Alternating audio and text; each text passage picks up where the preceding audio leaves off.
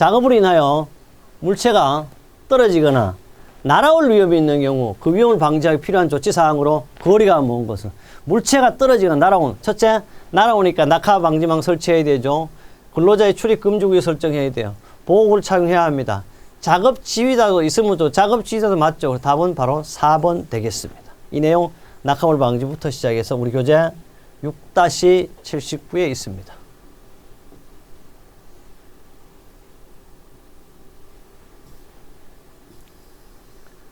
111번입니다.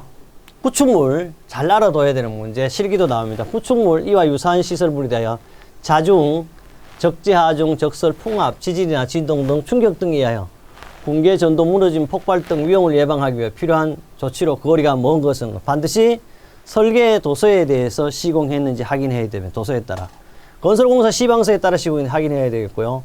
소방시설 이런 거 없어요. 소방시설 방류와 소방시설 확인 필요 없고요. 넷째, 건축물은 구조기준에 관한 규칙에 따른 구조기준을 준수해 확인. 그래서 구조물의 안전대책은 요 세 가지가 산업안전기준에 관한 규칙 51조에 명쾌하게 정의가 되어 있습니다. 112번입니다. 건설작업장에서 재해 예방을 위한 작업 조건에 따라 근로자의 지급하고 착용하도록 할 보호구로 옳지 않는 겁니다. 역시 법에 명시되어 있는 내용이죠. 물체가 떨어지거나 날아올 위험이 있는 근로자가 추락의 위험이 있으면 당연히 안전모를 쳐야 맞습니다. 높이, 깊이 2m 이상의 추락의 위험이 있는 장소에서는 역시 안전대가 되겠습니다. 용접시 불꽃이나 물체가 흩날릴 위험이 있는 작업은 보안경이 아니고 보안면입니다. 보안면 알아들을 거예요. 용접시 불꽃이나 물체가 흩날릴 위험이 있는 작업은 보안경으로 하는데 얼굴 전체를 덮어진 보안면입니다. 요놈이 틀렸고요. 물체가 낙하, 충격, 물체 끼임, 감전 또는 정전기의 대전에 의한 위험이 있는 작업은 안전하가 되겠죠. 조금 더 해설을 넣어서 확실하게 하겠습니다. 이것이 바로 보호구의 지급 기준입니다. 여기 했죠. 물체 안전모, 안전대, 안전하.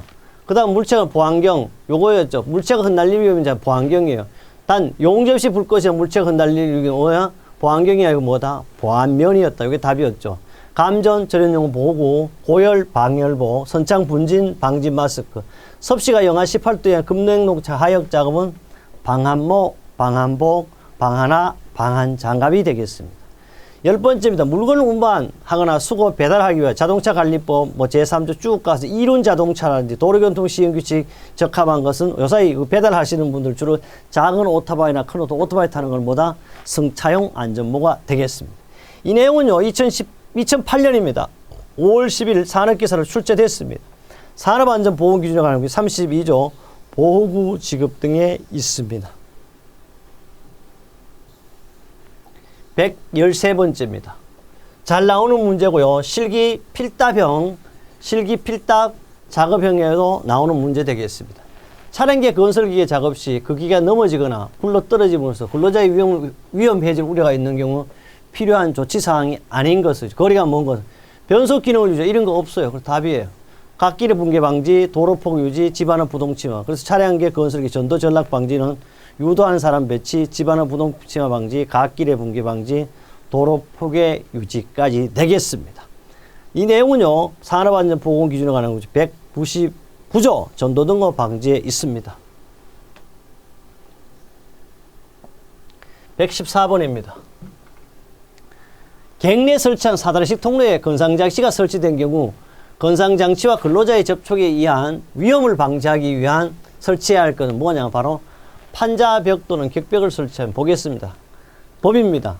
산업안전보건기준은 제25조 객내 등의 위험만 사업주는 객내에 설치한 통로 또는 사다리식 통로에 건상장치, 더 이상 위로 못 올라가는 장치가 설치된 경우 건상장치와 근로자의 접촉에 의해 위험 있는 장소에 판자벽이나 그 밖에 격벽을 설치해야 한다. 그러니까 격벽하고 판자벽이 되겠죠. 답은 그래서 나와 있는 거 판자벽입니다.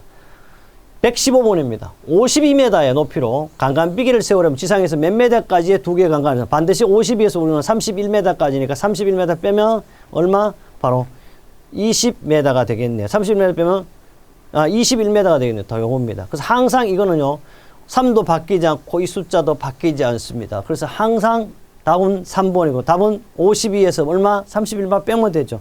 2006년 5월 14일 날 문제 107번은 출제됐고요. 우리 정보 제공을 확실하게 합니다. 산업안전보건기준에 관한 규칙 60조 어디에? 강간비계 구조로 나와 있습니다.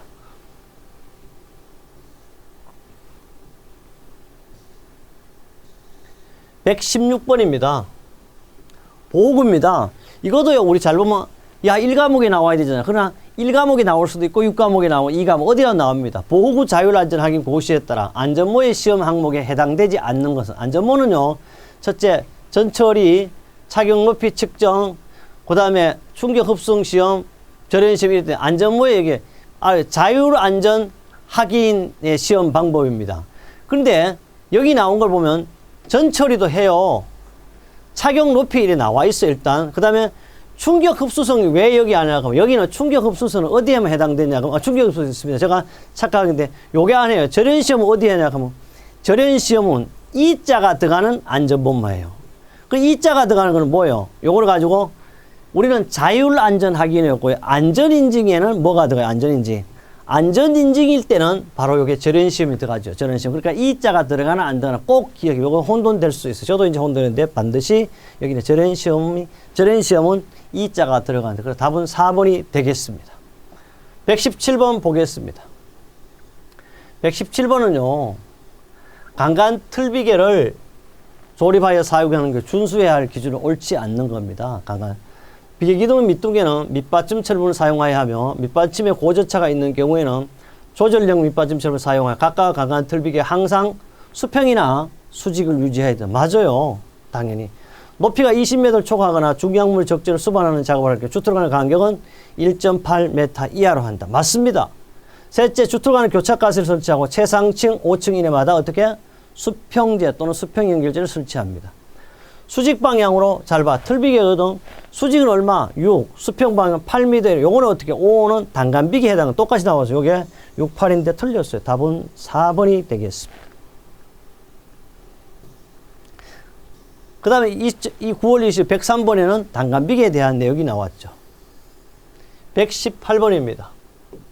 체인입니다. 체인의 폐기 대상이 아닌 것은 균열 흠이 있는 체인 사용할 수 없어요. 뒤틀린 변형이 있는 것도 사용할 수 없어요. 전장의 원래 길이 5% 초과나 늘어난 것도 사용할 수 없어요. 링어 단면 지름이 감소가 원래 지름이 얼마? 5%는 사용 가능해요. 10% 이상이죠. 그래서 답은 4번이 되겠습니다. 뭐 이건 똑같은 내용. 이거는 역시 필답 작업형 실기시험에도 나올 수 있는 문제가 되겠습니다. 119번입니다. 물체가요. 떨어지거나 날아올 위험을 방지하기 위한 낙하물 방지망이에요. 방어선반 설치 각도는 수평면에 대하여 20에서 30도 이내가 되겠습니다. 20에서 30도 이하를 유지한다. 반드시 높이 10m 이내마다 벽면으로부터 높이 2m 이상. 낙하물은 2m, 추락은 얼마? 추락 방지망은 3m 이상이 되겠습니다. 20번째입니다. 콘크리트 타설 작업을 하는 경우 안전대책으로 옳지 않는 것. 당일에 작업을 시작하기 전에 당일에 직업이라 그랬는데 자기입니다. 작업. 당일에 작업을 시작하기 전에 해당 작업에 관한 거푸짐 동반이 등 변형, 변임, 집안의 치마 유무들 점검 이상이 있으면 없애 보수해야 합니다. 작업 중에는 거푸짐 동반의 변형, 변임이 치마 유무 등을 감시하여 감시자를 배치하여 이상이 있으면 작업을 중지하고 근로자를 대피시켜야 합니다. 설계도서 콘크리트 양색에 준수해야 하며 거푸짐 동반 등을 해체해야 합니다.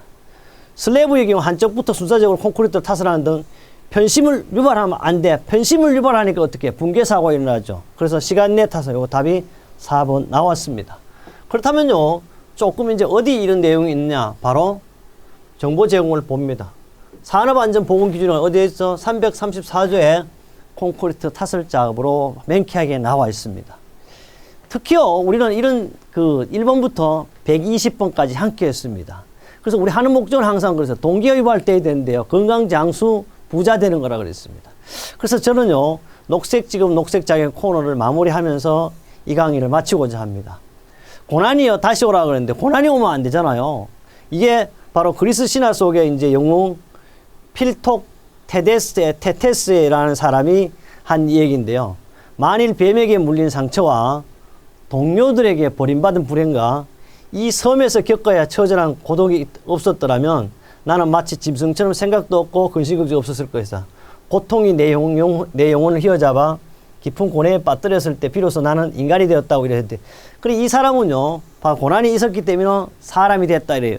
그래서 제가 한번 써봤어요. 고통 없이 당금질 되기는요 매우 어렵다. 니체의 초인 사상을 다시 생각해 봅니다. 초인이라는 고난을 견디는 것에 그치지 않고 고난을 사랑하는 사람이며 고난에게 얼마든지 다시 찾아올 것을 촉구하는 사람이다 그랬는데요. 우리는 2019년 9월 21일 날 문제를 2020년 1월 7일 날 했습니다. 왜? 2020년 1월 16일부터 산업안전보건법 규칙 안전보건기준이라는 게 모두 다 변경됐습니다. 변경에 맞춰 여러분에게 맞춤형 강의를 해드렸습니다. 다음에는요 실기시험이 있습니다. 실기시험에도 여러분의 안전 합격을 위해서 제가 혼을 바치도록 하겠습니다.